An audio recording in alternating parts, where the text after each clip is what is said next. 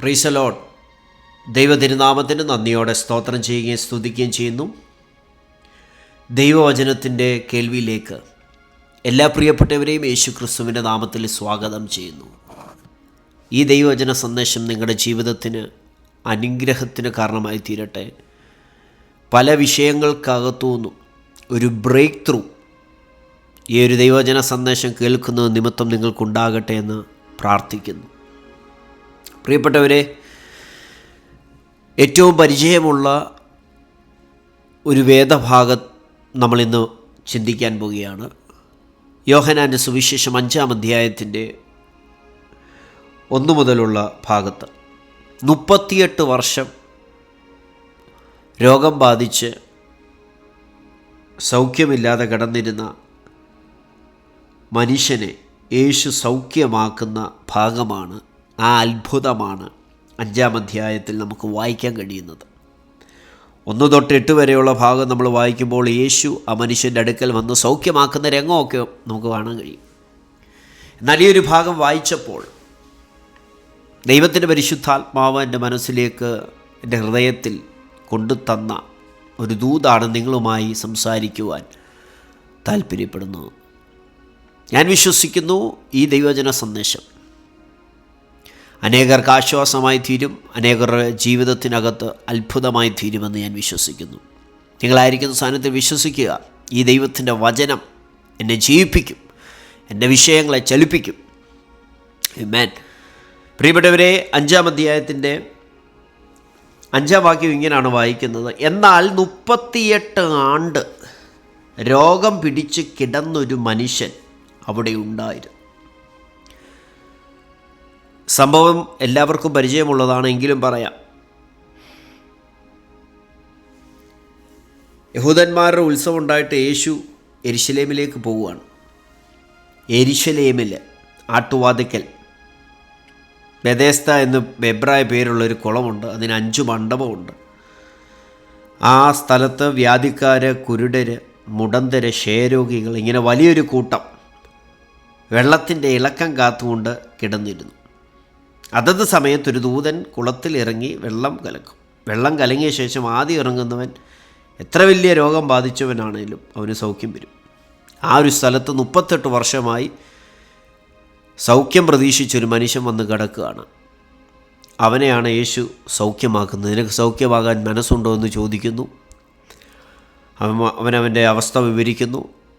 യേശു അവനോട് എഴുന്നേറ്റ് കിടക്കെടുത്ത് നടക്കാൻ കഴിയുന്നു. ആ മനുഷ്യൻ സൗഖ്യമായി. ഇതാണ് രംഗം. ഇതിന് 5-ാം വാക്യമാണ് നമ്മൾ വായിച്ചത്. എന്നാൽ 38 ആണ്ട് രോഗം പിടിച്ച് കിടന്നിരുന്ന ഒരു മനുഷ്യൻ അവിടെ ഉണ്ടായിരുന്നു. മലയാളത്തിൽ നമ്മൾ അങ്ങനെ വായിക്കുമെങ്കിലും ഇതിൻ്റെ പൂർവ്വ പരിഭാഷയായ ഇംഗ്ലീഷ് ഭാഷ ഉള്ള ബൈബിൾ വായിച്ചപ്പോൾ അവിടെ ഒരു പദമാണ് എന്നെ ഈ ദൈവവചന സന്ദേശം പറയാൻ പ്രേരിപ്പിച്ചത്, നിർബന്ധിപ്പിച്ചത്.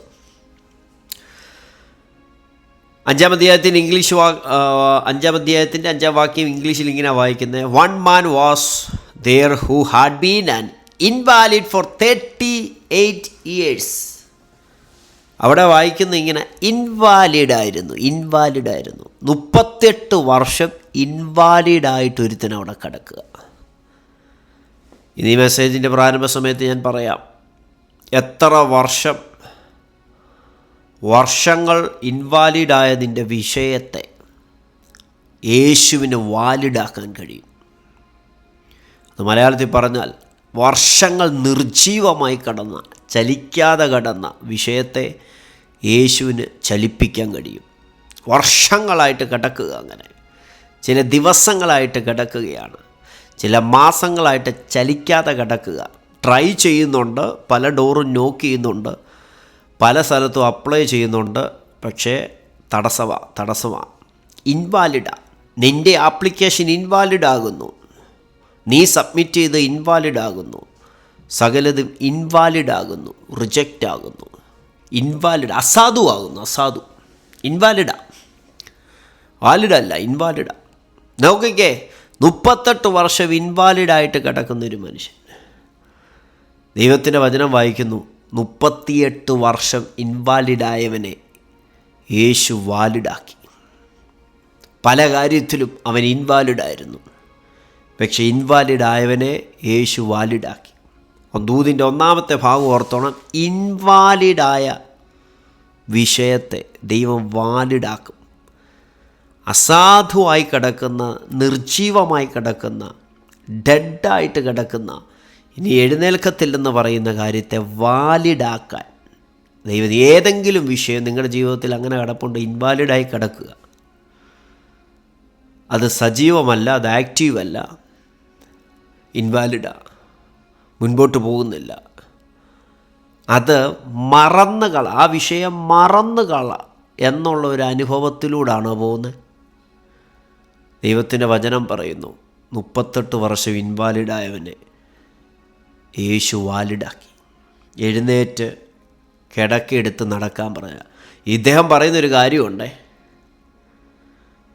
6-ാം വാക്യത്തിൽ നിനക്ക് സൗഖ്യമാകാൻ മനസ്സുണ്ടോ എന്ന് ചോദിക്കുമ്പോൾ യേശുവിനോട് 7-ാം വാക്യത്തിൽ മറുപടി പറയുക. രോഗി അവനോട്, യജമാനനെ, വെള്ളം കലങ്ങുമ്പോൾ എന്നെ കുളത്തിൽ ആക്കുവാൻ എനിക്ക് ആരുമില്ല. ഞാൻ തന്നെ ചെല്ലുമ്പോൾ മറ്റൊരുത്തൻ എനിക്ക് മുമ്പായി ഇറങ്ങുന്നു.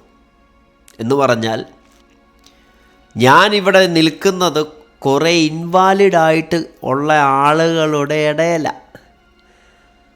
അസാധുവായി കിടക്കുന്നവരുടെ കൂട്ടത്തിൽ എൻ്റെ പേരുകൊണ്ട് ഞാനും അതിനകത്തുണ്ട്. ഞാൻ കിടക്കാൻ തുടങ്ങിയിട്ട് 38 വർഷമായി. എൻ്റെ വിഷയം ചലിക്കുന്നില്ല, ഇൻവാലിഡായിട്ട് എൻ്റേത് കിടക്കുക. എൻ്റെ വിഷയം എന്താണെന്നറിയാമോ കർത്താവേ? എൻ്റേത് സ്റ്റക്കായിപ്പോയി. ഈ കഴിഞ്ഞ 38 കൊല്ലം പലരുടെയും ഇൻവാലിഡായത് വാലിഡായത് ഞാൻ എൻ്റെ കണ്ണുകൊണ്ട് കണ്ടിട്ടുണ്ട്. എൻ്റേത് വിഷയത്തിനകത്ത് ഇൻവാലിഡ് ആകുന്നത് എപ്പോഴും, അത് വാലിഡ് ആകുന്നില്ല. എൻ്റെ വിഷയം വാലിഡ് ആകുന്നില്ല, ബാക്കി എല്ലാവരുടെയും ആകുന്നുണ്ട്. പല ടെസ്റ്റ് മണിയും ഞാൻ കണ്ടിട്ടുണ്ട്. പക്ഷേ എൻ്റേത് മാത്രം എന്ത് ചെയ്യുന്നില്ല, ചലിക്കുന്നില്ല. അങ്ങനെ ആരെങ്കിലും ഭാരപ്പെടുന്നുണ്ട്? നീ ചെല്ലുമ്പോൾ മറ്റൊരാൾ നിനക്ക് മുമ്പേ ചെന്ന്, നിനക്ക് കഴിവില്ലാത്തതുകൊണ്ട്, പ്രാപ്തിയില്ലാത്തതുകൊണ്ട്, പരിചയസമ്പത്തില്ലാത്തതുകൊണ്ട് നിനക്ക് മുമ്പേ പലരും ചെന്ന് അവരുടെ വിഷയങ്ങൾ വാലിഡായി. അങ്ങനെ ആരെങ്കിലും ഭാരപ്പെടുന്നുണ്ട്? ഈ വചനം വെച്ച് പ്രാർത്ഥിച്ചോണം. 38 വർഷം ഈ മനുഷ്യൻ ഇൻവാലിഡായിട്ട് കിടന്നു. കർത്താവ് അവനെ സൗഖ്യമാക്കി, അവൻ്റെ വിഷയത്തെ സാധ്യമാക്കി കൊടുത്തു, വാലിഡാക്കി കൊടുത്തു. അവൻ എവിടെ കിടന്നതെന്നറിയാമോ? 4-ാം വാക്യത്തിൽ, 3-4 വാക്യത്തിൽ ഇങ്ങനെ ഇംഗ്ലീഷ് വായി, in this lay a multitude of invalids, blind, lame and paralysed. നോക്കിക്കേ, 1, നിൻ്റെ വിഷയം എത്ര വർഷങ്ങൾ പഴകി ഇൻവാലിഡായാലും എൻ്റെ യേശുവിനത് വാലിഡാക്കാൻ കഴിവുള്ളവനാണ്. 2, ഇവൻ കിടക്കുന്നത് ഇൻവാലിഡായ കുറേ ആളുകളുടെ ഇടയിലാണ്. ബ്ലൈൻഡ്, ലെയിം, പാരലൈസ്ഡ് എന്നൊക്കെ പറയുമ്പോൾ അവിടെ വായിക്കുന്നത് ഇൻവാലിഡ് എന്ന് പറഞ്ഞാൽ, ദൈവമേ, ഇൻവാലിഡായിട്ട് കിടക്കുന്നവരുടെ പട്ടികയ്ക്കകത്ത് എൻ്റെ പേര് കാണില്ല എന്ന് പറഞ്ഞാൽ, അന്ധരായി ജനിക്കുന്നവരുണ്ട്, കാല് വയ്യാത്തൊരു കൈ, അതല്ല ഇവിടെ ഉദ്ദേശിക്കുന്നു. ഇതിൻ്റെ ആത്മീയ അർത്ഥം മനസ്സിലാക്കണം. ഇൻവാലിഡായിട്ട് കിടക്കുന്നവരുടെ കൂട്ടത്തിൽ എൻ്റെ പേരുണ്ടാകാൻ പാടില്ല. സ്തോത്രം. എബ്രായ ലേഖനത്തിൽ ഇങ്ങനെയാണ് പറയുന്നത്, നാമോ നാശത്തിലേക്ക് പിന്മാറുന്നവരുടെ കൂട്ടത്തിലല്ല. ഹല്ലേലൂയ. ഇൻവാലിഡായ, പിന്മാറിപ്പോകുന്ന, ഉഴപ്പിപ്പോകുന്ന, വാഗ്ദത്തം നിറവേറാതെ പോയ, തകർന്നു പോയ ആളുകളുടെ പട്ടികയിലല്ല എൻ്റെ പേര്. ആത്മീയത്തിൽ പുറകോട്ട് പോയവരുടെ പട്ടികയിലല്ല എൻ്റെ പേര്. പ്രാർത്ഥനയിൽ പുറകോട്ട് പോയവരുടെ പട്ടികയിലല്ല എൻ്റെ പേര് വിശ്വാസവീരന്മാരുടെ പട്ടികയിലാണ്. വാഗ്ദത്തങ്ങളെ പ്രാപിക്കുന്നവരുടെ അനുകാരികളുടെ പട്ടികയ്ക്കകത്താണ് എൻ്റെ പേര്. യേശുക്രിസ്തുവിൻ്റെ മുഖത്തു നോക്കി വിശ്വാസ ജീവിതത്തിൽ നല്ല പോര് പൊരുതിയവരുടെ കൂട്ടത്തിലാണ് എൻ്റെ പേര്. വിശ്വാസം കാത്തവരുടെ കൂട്ടത്തിലായിരിക്കണം എൻ്റെ പേര്. പ്രാർത്ഥിച്ച് വിടുതൽ കിട്ടി ദൈവത്തെ മഹത്വപ്പെടുത്തിയവരുടെ കൂട്ടത്തിലായിരിക്കണം എൻ്റെ പേരെന്ന് പറയാൻ എത്ര പേർക്ക് ഈ മെസ്സേജ് കേൾക്കുന്ന സമയത്ത് ആമേൻ പറയാൻ പറ്റുമോ? ആ വാക്കിന് മൾട്ടിറ്റ്യൂഡ് ഓഫ് ഇൻവാലിഡ് പീപ്പിൾ എന്നാണ് എഴുതിയിരിക്കുന്നത്. ഇഷ്ടം പോലെ ഇൻവാലിഡ് പീപ്പിൾ. അതിനകത്തുനിന്ന് ഇവൻ്റെ വിഷയത്തെ ദൂതനല്ല വാലിഡാക്കിയത്, സർവശക്തനായ ദൂതന്മാരെക്കാളും ശ്രേഷ്ഠനായവൻ വാലിഡാക്കി. ഇന്നെന്നെ കേൾക്കുന്ന പ്രിയപ്പെട്ടവരെ, നിങ്ങൾ ഈ വചനം വെച്ച് പ്രാർത്ഥിക്കുമ്പോൾ ഞാൻ വിശ്വസിക്കുന്നു, പാസ്റ്റർ, ബ്രദർ, ഈ കാര്യം എങ്ങനെ നടന്നു എന്ന് ഞങ്ങൾക്കറിയത്തില്ല. ഞങ്ങളുടെ ചിന്ത കൊണ്ട് ബുദ്ധി കൊണ്ട് ചെയ്യാവുന്നതൊക്കെ ഞങ്ങൾ ചെയ്ത് നടന്നില്ല. പക്ഷേ ഇത് ബുദ്ധി കൊണ്ട് നോക്കിയാൽ പറ്റാത്ത കാര്യം എങ്ങനെയോ നടന്നു, അറിയില്ല എന്ന് പറയത്തക്ക നിലയിൽ ദൈവം വ്യക്തികൾക്ക് വേണ്ടി അത്ഭുതം ചെയ്യാൻ പോകുന്നു. സിസ്റ്റർ, നിങ്ങൾക്ക് വേണ്ടി അത്ഭുതം ചെയ്യാൻ പോകുന്നു. ദൈവദാസനെ, നിങ്ങൾക്ക് വേണ്ടി ദൈവം അത്ഭുതം ചെയ്യാൻ പോകുന്നു. മടുത്തു പോകരുത്, ഭാരപ്പെട്ടു പോകരുത്. 38 കൊല്ലം അവനായിരിപ്പിരുന്നു, അവൻ മടുത്തുപോയി, ഭാരപ്പെട്ടുപോയി. കാരണം പലരുടെയും വിഷയം വാലിഡാകുന്നത് അവൻ കണ്ടു. ഇവനു മാത്രം ഇൻവാലിഡായവരുടെ പട്ടികയിൽ നിന്ന് പുറത്തു വരാൻ പറ്റുന്നില്ല. ഇവനു മാത്രം നിർജീവമായി കിടക്കുന്നവരുടെ അവസ്ഥകളിൽ നിന്ന് പുറത്തു വരാൻ പറ്റുന്നില്ല. ഇന്നലെ വന്നവരും മിനിഞ്ഞാന്ന് വന്നവരും എല്ലാം രക്ഷപ്പെട്ട് വാലിഡായി കയറിപ്പോയി. പക്ഷേ ഞാൻ മാത്രം ഇൻവാലിഡായി കിടക്കുന്നു.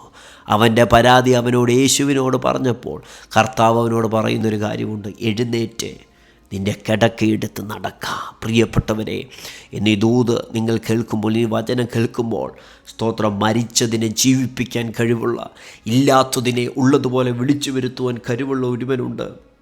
അവിടുന്ന് നമ്മൾ ആരാധിക്കുന്ന നമ്മുടെ കർത്താവാണ്.